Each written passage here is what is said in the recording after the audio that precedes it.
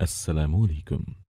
भाभी रोज मुझसे ताज़ा मछली मंगवाती, मगर उस वक्त मुझे बहुत हैरत होती जब भाभी सारी मछली बगैर पकाए ही अपने कमरे में ले जाती और जब बाहर निकलती तो लंगड़ा लंगड़ा कर चलती और कहती कि मछली बहुत मज़े की थी। एक दिन भाभी का राज जानने के लिए मैंने अपनी बहन को भाभी के कमरे में छुपा दिया। कुछ देर बाद जब बहन लंगड़ाती हुई बाहर निकली तो मेरी जान निकल गई। शाइस्ता भाभी ने मुझसे 1 किलो मछली मंगवाई थी। मैं जैसे ही वो मछली लेकर घर पहुंची, भाभी ने शॉपर मुझसे उचक लिया और अपने कमरे में चली गई। मैं हक्का भक्का सी रह गई कि भाभी को क्या हुआ। अभी आधा घंटा ही गुजरा होगा कि मेरे भाई ऑफिस से जल्दी आ गए थे। उनकी तबीयत खराब थी। मैं सहन ही में बैठी थी, जल्दी से उठकर उनके पास आई थी। मैं उनके लिए फिक्रमंद थी, मगर वो बोले कि थोड़ी देर आराम करूंगा तो ठीक हो जाऊंगा। फिर उन्होंने अपने कमरे में जाने के लिए दरवाजा खोलने की कोशिश की तो दरवाजा अंदर से बंद था। भाई को शदीद कोफ्त हुई। उन्होंने दरवाजा पीट डाला, मगर कमरे से तो भाभी की कोई आवाज ही ना आई। भाई ने मुझे घूर कर पूछा, शमसा कहाँ है और दरवाजा अंदर से क्यों बंद है? मैं घबरा गई। मैं बोली, भाई भाभी तो कमरे में ही है, शायद आंख लग गई होगी उनकी, आराम कर रही हूं। भाई ने जोर जोर से दरवाजे पर दस्तक दी, फिर बोले, शमसा दरवाजा खोलो, जल्दी करो।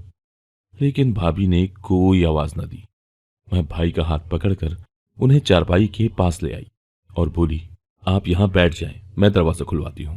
अब मैंने जोर जोर से दरवाजा बजाना शुरू कर दिया और साथ साथ कहती भी जाती कि भाभी दरवाजा खोल दें, भाई आराम करने घर आए हैं, उनकी तबीयत ठीक नहीं है। लेकिन अंदर इतना सकूत था कि कोई इंतहा नहीं। मैं भाई के पास आकर बैठ गई। उनका चेहरा गम और गुस्से की वजह से सुर्ख पड़ चुका था। मैं बोली, भाई आप मेरे कमरे में आराम कर लें, हो सकता है भाभी सो गई हों, सिद्रा भी तो सो रही है ना। भाई ने नफी में सर हिला दिया और मुझसे बोले कि जाओ तुम भी आराम कर लो। लेकिन मैं भाई के पास ही बैठी रही। तभी भाई के कमरे का दरवाजा खुला और भाभी लंगड़ाती हुई बाहर निकलने लगी। भाई एकदम गुस्से से उठे और भाभी से गुर्रा कर बोले, कमरा अंदर से बंद क्यों था? तुम नहीं जानती क्या, मैं अपनी 2 मासूम बहनें तुम्हारे सुपुर्द करके काम की खातिर बाहर निकलता हूं। तुम तो हर रोज ही ये सब करती होगी ना। तुमने मेरी बहनों को अपना समझा ही नहीं है। मैं खुद 17 साल की कम उम्र और डरपोक सी लड़की थी। भाई को गुस्से में देखकर मैं खुद ही डर गई थी, मगर फिर भी मैं आगे बढ़ी और बोली, भाई आप ज्यादती कर रहे हैं। भाभी ने कभी हम दोनों को गैर नहीं समझा। वो मां की तरह हम दोनों बहनों का ख्याल रखती हैं। शायद आज उनकी तबीयत खराब हो, इसलिए सो गई हूं। मेरी बात सुनकर भाई ने मेरे सर पर हाथ फेरा और खुद कमरे में चले गए। भाभी की आंखों में आंसू आ गए और उन्होंने मुझे गले लगा लिया था। वो बोली, शुक्रिया फातिमा। मैंने कहा, भाभी शुक्रिया को मारे गोली, आ जाए किचन में चलकर मछली बनाते हैं। भाभी एक लम्हे के लिए परेशान हो गई थी। वो बोली, फातिमा मछली तो मैंने खा ली है, तुम अपने कमरे में जाकर पढ़ाई करो। भाभी लंगड़ाती हुई किचन में चली गई थी। मैं हैरत ज़दा सी खड़ी थी कि भाभी ने मुझसे झूठ क्यों बोला कि उन्होंने मछली खा ली है, क्योंकि मैंने अपनी आंखों से देखा था वो कच्ची मछली अपने कमरे में ले गई थी। मैं अपने कमरे में आ गई और पढ़ते पढ़ते न जाने कब मेरी भी आंख लग गई थी। मगरिब की अजान से मेरी आंख खुल गई। सिद्रा भी जाग गई थी। हम दोनों बहनों ने वजू किया और नमाज पढ़ने लगी। अब हम दोनों किचन में जाकर भाभी के साथ काम में हाथ बटाने लगी थी। आज भाभी मुझे बड़ी बेचैन सी और खोई खोई सी लगी थी। भाई भी किचन में आ चुके थे। अब भाई बिल्कुल पुरसुकून से लग रहे थे। वो भाभी के साथ भी मामूल की बातें कर रहे थे।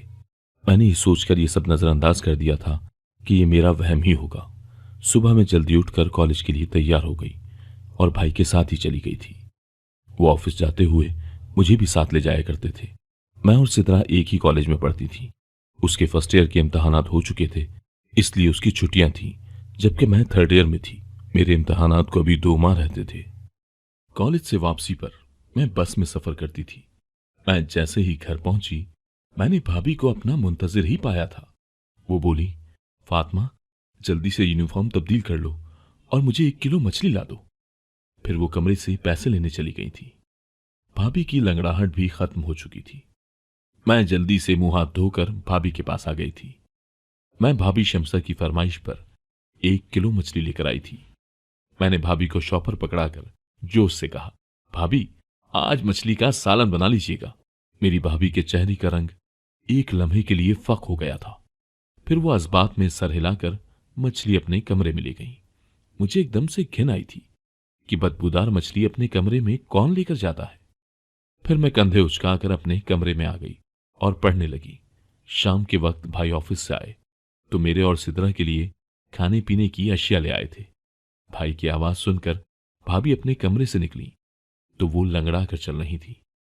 मैं हैरान रह गई कि पहले तो भाभी के पैर की लंगड़ाहट खत्म हो गई थी, अब दोबारा वो क्यों लंगड़ाने लगी हैं। मुझे भाभी पर शक हुआ कि कहीं वो भाई को दिखाने के लिए नाटक तो नहीं करती। लेकिन जब मैंने भाभी के चेहरे की तरफ देखा तो साफ पता चल रहा था कि वो बड़ी तकलीफ में है। मैंने अपनी सोच को ब्रेक लगाया और भाभी के पास गई और उनसे इस्तफसार किया कि उनके पांव पर क्या हुआ है, तो वो चुप कर गई थी। भाई को बड़ी भूख लगी थी, इसलिए भाभी फटाफट किचन में चली गई थी। मैं अक्सर ही किचन में भाभी का हाथ बटा दिया करती थी। आज भी उनकी मदद के लिए किचन में चली गई। मैंने कहा, भाभी मछली का सोच सोचकर आज मुझे बड़ी भूख लगी है। भाभी ने मेरी तरफ बड़ी अजीब सी नजरों से देखा था। फिर बोली, फातिमा आज तो घर में भिंडी गोश्त बना है, मछली तो मैं खा गई। वाह क्या लजीज मछली थी। मैं हैरत ज़दा सी रह गई थी। एकदम ही मेरा दिल भर आया और मैं सब कुछ छोड़ छाड़ कर अपने कमरे में आ गई थी। मैं अपने ध्यान में ही थी मगर सिद्रा को देखकर चौंक गई थी। वो अपनी फर्स्ट ईयर की किताबें खोले बैठी थी। मैंने कहा, जब पढ़ने के दिन थे तब तो पढ़ाई से जान जाती थी, अब क्या फायदा इस पढ़ाई का। मैंने सिद्रा से किताब पकड़ने के लिए हाथ आगे किया तो उसने मेरा हाथ झटक दिया था और इंतहाई गुस्से से बोली, कभी तो मेरी जान बख्श दिया करें, हर वक्त मेरी मां बनने की कोशिश ना किया करें। आप सिर्फ मुझसे 3 साल बड़ी हैं, 30 साल नहीं, जो मेरे हर मामले में टांग अड़ाती फिरती हैं। मुझे सिद्रा से इस किस्म के लहजे की हरगिज़ तवक्को नहीं थी। सिद्रा ने तो कभी मेरे साथ ऐसे बात नहीं की थी। मैं उसको छोड़कर भाई के पास आकर बैठ गई थी। भाई मुझसे मेरी तालीम के मुतालिक सवालात करते रहे थे, जबकि मेरा सारा ध्यान भाभी की टांग पर था। वो भाई के सामने आने से गुरेज कर रही थी और मुमकिना हद तक कोशिश कर रही थी कि वो लंगड़ा कर ना चले। भाई ने मुझे यूं सोचों में गुम पाया तो मुझसे परेशानी की वजह पूछी। मैंने बिना लगी लपेटी भाई को बता दिया कि सिद्रा ने बदतमीजी की है। भाई बड़े हैरत ज़दा से रह गए थे।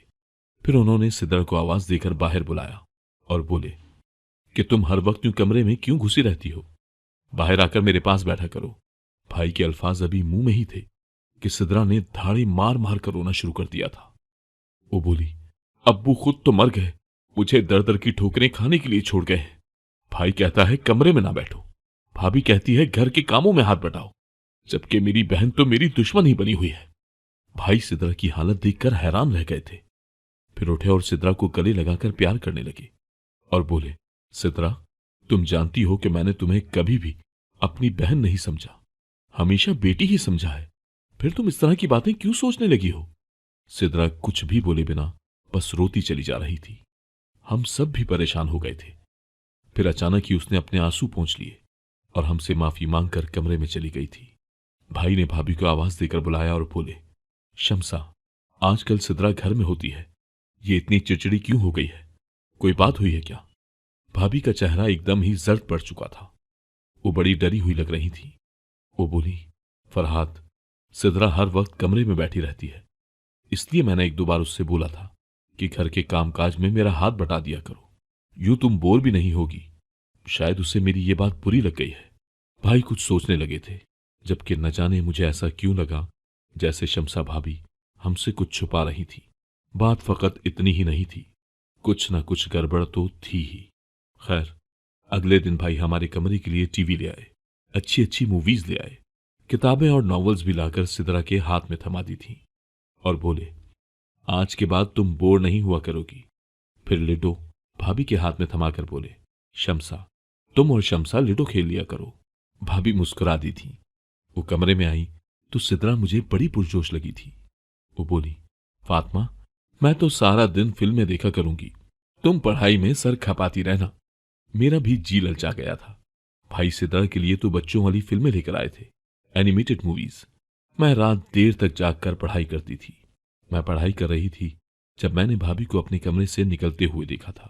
वो दबे कदमों चलती हुई छत पर चली गई थी। न जाने वो रात के इस पहर छत पर क्या करने गई थी। मैं तो बड़ी परेशान हो गई थी। मैं पढ़ाई वगैरह सब कुछ भूलकर बाहर ही देखती रही थी। तकरीबन 1 घंटा छत पर बिताकर भाभी अपने कमरे में वापस चली गई थी। आखिर ये सब हो क्या रहा था? मैं इसी फिक्र में घुलती जा रही थी, जबकि मेरा दिल पढ़ाई में भी नहीं लगता था। मैं कॉलेज से जैसे ही वापस आई तो भाभी ने मुझे पैसे थमा दिए और फिर से मुझे मछली लाने के लिए भेज दिया था। मैं कपड़े तब्दील करने अपने कमरे में गई तो ये देखकर दंग रह गई कि सिद्रा फर्स्ट ईयर की फिजिक्स की किताब पकड़े बैठी थी। मुझे देखकर वो इस कदर बौखला गई थी कि जल्दी से वो किताब समेत कमरे से बाहर चली गई। मैंने सोचा कि पहले भाभी को मछली ला दूं, सिद्रा को तो बाद में देखूंगी। मैं मछली ले आई तो भाभी ने मुझसे शॉपर लिया और कोई भी बात किए बिना अपने कमरे में जाकर अंदर से कुंडी लगाकर बैठ गई। मैंने सब कुछ नजरअंदाज किया और सिद्रा की खबर लेने के लिए कमरे में गई तो वो बोली, फातिमा, तुम भाभी को रोज रोज ये मछली लाकर मत दिया करो। मैं हैरान रह गई कि वो ऐसा क्यों कह रही है। मैंने कहा, क्यों, क्या हुआ है सिद्रा? सिद्रा जल्दी से उठकर मेरे पास आई और कान में ऐसी बात बोल दी कि मुझे अपना सर चकराता हुआ महसूस हुआ था। मैं सिद्रा की बात झुठला भी नहीं सकती थी क्योंकि वो हर वक्त घर में होती थी। उसे तो भाभी के मामलात की खूब खबर होगी। मैंने सिद्रा को कसम देकर मना कर दिया कि वो फिलहाल इस बात का जिक्र किसी से भी ना करे। मैं खुद इस सारे मामले की तहकीक करूंगी, फिर सच सामने आ जाने के बाद ही हम कोई फैसला करेंगे। मैं पढ़ने बैठ गई तो सिद्रा छत पर चली गई थी। पढ़ाई में मेरा दिल बिल्कुल भी नहीं लग रहा था। मैं सिद्रा और भाभी की वजह से बहुत परेशान थी। ये दोनों ही बड़ी अजीब सी हरकतें कर रही थीं। मैं अपनी सोचों में गुम थी कि भाभी कमरे से निकल आई और वो लंगड़ा कर चल रही थी। मुझे दाल में कुछ काला महसूस हुआ था। मैंने कहा, भाभी, मछली कहाँ गई? भाभी बोली, वो तो मैंने खा ली, बड़ी खुश जायका मछली थी। मैं चुप कर गई थी। भाभी लंगड़ा लंगड़ा कर चलती हुई कामकाज करने लगी थी जब अचानक मुड़कर बोली, फातिमा, सिद्रा कहाँ है? मैंने बताया कि वो तो छत पर है। भाभी का रंग अचानक ही फक हो गया था। वो लंगड़ाती हुई छत की जानिब लपकी थी।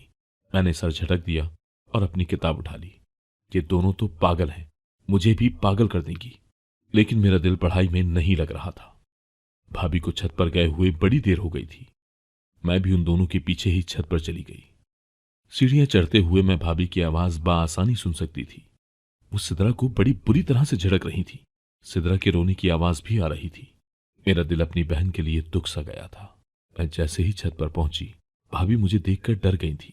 उन्होंने सिद्रा को गले से लगाया और प्यार से बोली, लिडो नहीं खेलोगी अपनी भाभी के साथ? सिद्रा ने भी अपने आंसू पोंछ दिए थे और जबरदस्ती मुस्कुराने की कोशिश करने लगी थी। मैं उन दोनों को हैरत से देख रही थी। मैंने सिद्रा का हाथ पकड़ा और उसे खींचते हुए अपने साथ नीचे ले आई थी। उसे कमरे में लाकर मैंने पूछा, भाभी तुम्हें क्यों झड़क रही थी? सिद्रा घबरा गई और बोली, नहीं तो भाभी मुझे क्यों झिड़केंगी, बल्कि वो तो मुझसे बहुत प्यार करती हैं। मैं कुछ सोचकर चुप कर गई थी। मैंने कहा, सिद्रा, मुझे तुम्हारी मदद की जरूरत है। मैं भाभी का राज जानना चाहती हूं। उस दिन तुमने मुझे जो बात बताई थी वो सिर्फ तुम्हारे वहम पर ही मबनी थी, लेकिन मैं चाहती हूं कि तुम मुझे मुकम्मल सबूत लाकर दो। कल जब मैं भाभी को मछली लाकर दूंगी तो तुम उनके कमरे में छुप कर देखना कि वो मछली कैसे खाती हैं और फिर लंगड़ा कर क्यों चलने लगती है। मेरी बात सुनकर सिद्रा एकदम से मुस्कुरा दी थी। वो बोली, फातिमा, मैं तुम्हारा साथ दूंगी। अगले दिन कॉलेज से वापसी पर मैं अपने जहन में सारा लायामल तरतीब देने लगी थी। घर पहुंची तो मैंने भाभी को अपना मुंतजिर ही पाया था। वो बोली, फातिमा, जल्दी से मछली ला दो। मैं मुंह हाथ धोने के लिए कमरे में चली गई और सिद्रा को भी समझा दिया कि जैसे ही भाभी को आवाज देकर बुलाऊंगी तुम उनके कमरे में जाकर छुप जाना। उसने हामी भर ली थी। मैंने भाभी को आवाज दी और बोली, भाभी, मछली अब महंगी हो गई है, थोड़े पैसे और देने पड़ेंगे। भाभी मुस्कुरा कर बोली, तो फिर क्या हुआ, मैं अभी लाकर देती हूं पैसे। इतनी देर में सिद्रा भाभी के कमरे में जाकर छुप गई थी। मैं मछली ले आई थी। भाभी ने खुशी खुशी वो मछली मुझसे ले ली और अपने कमरे में चली गई। मैं बाहर सहन में जले पैर की बिल्ली की तरह चक्कर पर चक्कर काट रही थी। 1 घंटे बाद भाभी के कमरे का दरवाजा खुला और वो लंगड़ाती हुई कमरे से बाहर आ गई थी। वो किचन में चली गई तो सिद्रा भी उनके कमरे से निकल आई थी। ये देखकर तो मैं दंग ही रह गई थी कि सिद्रा भी आज लंगड़ा कर चल रही थी। मैंने सिद्रा को बाजू से थामा और जल्दी से पूछा, सिद्रा बताओ मुझे क्या मालूम हुआ तुम्हें? सिद्रा बड़ी परेशान सी लग रही थी। वो बोली, फातिमा मैंने तो तुम्हें पहले ही बता दिया था कि भाभी हमसे छुप छुपाकर घर से निकलती है, मगर तुमने यकीन ही नहीं किया था। तुम्हें मालूम है क्या, वो खिड़की बड़ी तंग सी है, उससे निकलते हुए पैर पर चोट लग जाती है, इसीलिए भाभी लंगड़ा कर चलती है। मैं भी उस खिड़की से निकलकर भाभी के पीछे जाना चाहती थी, मगर इस चोट के बाइस मैं ऐसा ना कर पाई। मैंने सिद्रा को कसम दी कि वो भाई से इस बात का जिक्र न करे। वो बोली, मैं पागल तो नहीं हूं जो भाई का घर उजाड़ने का सोचूंगी। मैंने सिद्रा को एक किताब थमा दी और बोली कि तुम इसका मुताला करो। मैं उसका नन्हा सा दिमाग दूसरी जानिब लगाना चाहती थी, जबकि मैं खुद इसी शशोपंज में मुब्तला थी कि भाई को भाभी के मुतालिक बताऊं या ना बताऊं। भाभी हमारे साथ तो बहुत अच्छी थी, मगर वो मेरे अकलौते भाई के साथ बेवफाई कर रही थी। यही बातें सोचते सोचते मेरी आंख लग गई थी। न जाने कितनी देर मैं सोती रही। जब मैं भाई के चीखने चिल्लाने की आवाज से उठ बैठी थी, या अल्लाह खैर, मेरी तो जान ही निकल गई थी। मैं भाग कर निकली तो सहन में भाई, भाभी और सिद्रा को देखा। मुझे लगा सिद्रा ने भाई को भाभी की हकीकत बता दी है, जभी तो वो उन पर गुस्सा कर रहे हैं। मुझे देखकर भाई गुस्से से बोले, फातिमा मैं तो तुम्हें बहुत अक्लमंद समझता था, मगर तुमसे ये नहीं संभली। भाई का इशारा सिद्रा की जानिब था। मैं जल्दी से आगे बढ़ी और बोली, भाई हुआ क्या है? भाई की आंखों में आंसू आ गए थे। वो बोले, तुम सिद्रा से सिर्फ मुझे ये मालूम करके बता दो कि छत पर कौन था जो इससे मिलने आया था। मैं एकदम ही कपकपा गई थी। मैंने जोर जोर से नफी में सर हिलाया था। मैं बोली, नहीं भाई, हमारी सिद्रा ऐसी नहीं है, जरूर आपको कोई गलतफहमी हुई होगी। भाभी भी आगे बढ़कर बोली, फरहाद आप बिला सबब इतना गुस्सा ना करें, बच्ची है, सुधर जाएगी। भाई अब भाभी को घूर रहे थे। वो बोले, मैंने शादी के अव्वल रोज ही तुम्हें कह दिया था कि ये दोनों लड़कियां फकत मेरी बहनें ही नहीं हैं, बल्कि मैं इनको अपनी बेटियां समझता हूं। तुम मां बनकर इनकी तरबियत करना। ये तरबियत की है तुमने इनकी? मैंने सिद्रा का हाथ थामा और उसे अपने साथ कमरे में ले गई थी। मैंने सिद्रा से पूछा, तुम मुझे सब कुछ सच बता दो कि आखिर बात हुई क्या है? वो रोते हुए बोली, भाभी चाहती है कि हम दोनों उनके शौहर का घर छोड़कर चली जाएं, इसीलिए वो ये सब करके हमें हमारे भाई की नजरों से गिराना चाहती है। सिद्रा की बात ने तो मुझे अंदर तक हिलाकर रख दिया था। मैं बोली, तुम फिक्र न करो, हमारे लिए गड्ढा खोदने वाले खुद ही उसमें गिर जाएंगे। अगले रोज मैं भाई के साथ कॉलेज जाने लगी तो वो बड़े खामोश से थे। उनकी आंखें सुर्ख अंगारा बन चुकी थी। मैंने कहा, भाई आज आप ऑफिस से आधी छुट्टी लेकर मुझे कॉलेज से लेने आ जाइएगा। मैं एक हकीकत आपके सामने रखना चाहती हूं। भाई कुछ कहे बिना ही चले गए थे, मगर यह शुक्र था कि वो मुझे लेने आ गए थे। मैंने उनसे कहा कि वो घर से बाहर ही रहें, जब मैं उन्हें इशारा करके बुलाऊंगी तब वो आए। मैं जैसे ही घर गई, भाभी ने मछली की फरमाइश कर दी। थोड़ी देर बाद जब मैं मछली लेने बाहर निकली तो भाई आगे बढ़े और बोले, कहां जा रही हो? मैंने कहा, बस आप चुप रहे, आज हकीकत आपके सामने आ जाएगी। मैं मछली लेकर घर चली गई तो भाभी ने मेरे हाथ से शॉपर उचक लिया और कमरे में चली गई थी। मुझे इसी लम्हे का इंतजार था। मैं जल्दी से घर से बाहर आई और भाई को अपने साथ घर ले गई। मैंने कहा, भाई आप अपने कमरे का दरवाजा खोलें। भाई के पास एक जदीद किस्म का कटर था, जिसके जरिए उन्होंने अपने कमरे का दरवाजा खोल लिया था। जब हम अंदर दाखिल हुए तो भाभी वहां मौजूद नहीं थी। उनके कमरे की खुफिया खिड़की खुली हुई थी। भाई ने उस खिड़की से बाहर झांका तो उन्हें भाभी नजर आई। वो तेज तेज कदम उठाती हुई कहीं जा रही थी। भाई भी उस खिड़की से कूद गए थे, जबकि मैं और सिद्रा भी बड़ी मुश्किल से उस खिड़की से निकल पाई थी। हम तीनों भाभी का पीछा करते हुए दूर दराज एक सुनसान सी जगह पर पहुंच गए थे। वो एक आस्ताना था जहां लोग दम करवाने और तावीज लेने आते थे। तेज तेज चलते हुए अचानक जब भाभी ने पीछे मुड़कर देखा तो हम तीनों को देखकर उनका रंग सफेद पड़ चुका था। ऐसा लगता था कि उनमें खून का एक कतरा भी नहीं है। भाई आगे बढ़े और भाभी का हाथ पकड़कर उन्हें घर ले आए थे। भाई के तेवर बड़े खतरनाक हो चुके थे। वो बोले, शम्सा, आज मैं अपनी आंखों से सब कुछ देख चुका हूं। झूठ बोलने की कोई गुंजाइश नहीं है। सच बोल दो। भाभी रोने लगी थी और फिर वो बोली, फरहाद, अल्लाह गवाह है, मैंने हमेशा आपकी इन बहनों को अपनी औलाद की तरह ही समझा है। अगर आप इनकी वजह से मुझ पर शक करते कि मैं इनका ख्याल नहीं रखती, इनकी वजह से अक्सर आप मुझे सख्त बातें भी सुना देते थे। मुझे ये वहम हो गया था कि शायद आप मुझसे प्यार नहीं करते। ऐसा भी लगता था कि जैसे आप किसी और से मोहब्बत करते हैं, इसलिए मुझे तलाक दे देंगे। मैंने अपनी बड़ी बहन से इसके मुतालिक जिक्र किया तो वो बोली कि एक पीर बाबा है जिनका तावीज बहुत अच्छा है, उससे शौहर मुट्ठी में आ जाता है। इसलिए मैं आप सबसे छुपकर उसके आस्थाने पर जाने लगी थी। पीर ने कहा था कि पूरे 30 दिन 1 किलो मछली लाकर मुझसे दम करवानी है, फिर वही मछली नहर के किनारे फेंक देनी है। मुझे ये सब करते हुए 27 दिन हो चुके थे। मैं आप दोनों के जाने के बाद अपने वजीफे वगैरह पढ़ती रही, इसीलिए मैं सिद्रा का ख्याल नहीं रख पाई। मुझसे चूक हो गई। सिद्रा मोहल्ले के आवारा लड़के काशिफ से मोहब्बत कर बैठी और उनके दरमियान खतो किताबत का सिलसिला भी शुरू हो चुका था। मुझे सिद्रा पर शक हुआ, इसलिए मैं आधी रात को उठकर छत पर चली गई। तब मुझे काशिफ का खत नजर आया। उसमें उसने सिद्रा की बड़ी बड़ी तारीफें लिखी हुई थी। मैंने वो खत सिद्रा को दिखाकर कहा कि मैं तुम्हारी हकीकत तुम्हारे भाई को बता दूंगी, इसलिए बाज आ जाओ। अगर सिद्रा तो मुझे ही अपना दुश्मन समझने लगी थी। मैं ये ठान चुकी थी कि 30 दिन का अमल पूरा करने के बाद मैं सिद्रा पर सख्ती करूंगी। अगर ये अमल पूरा होने से पहले ही आप मेरा राज जान चुके हैं, मैं आपसे शर्मिंदा हूं कि मैं सिद्रा का ख्याल नहीं रख पाई। मैंने सिद्रा की तरफ देखा तो वो शर्मसार सी खड़ी थी। उसका सर झुकता चला जा रहा था। भाई ने आगे बढ़कर सिद्रा के सर पर हाथ रखा और बोले, बेटा, अगर काशिफ अच्छा लड़का होता तो मैं उसका निकाह तुम्हारे साथ पढ़वा देता। अगर वो 2 नंबर इंसान है, मोहल्ले की हर लड़की पर उसकी नजर है। सिद्रा रोने लगी और बोली, भाई, घर में फुर्सत और तन्हाई थी, इसी वजह से मैं इस गलत काम में मुलविस हो गई, वरना मुझे काशिफ में कोई दिलचस्पी नहीं है। भाई मुस्कुरा दिए थे। उनके सर से भारी बोझ सरक गया था। फिर उन्होंने हम दोनों को कमरे में भेज दिया था। यकीनन अब वो भाभी की खबर लेने वाले थे। वो भाभी को हमारे सामने कभी डांटा नहीं करते थे। मैंने कहा, भाई, भाभी को कुछ मत कहिएगा, वो हमारी मां जैसी है। भाभी रोते हुए हम दोनों बहनों के गले लग गई थी। एक बार फिर से प्यार की फिजा हमारे घर में कायम हो चुकी थी।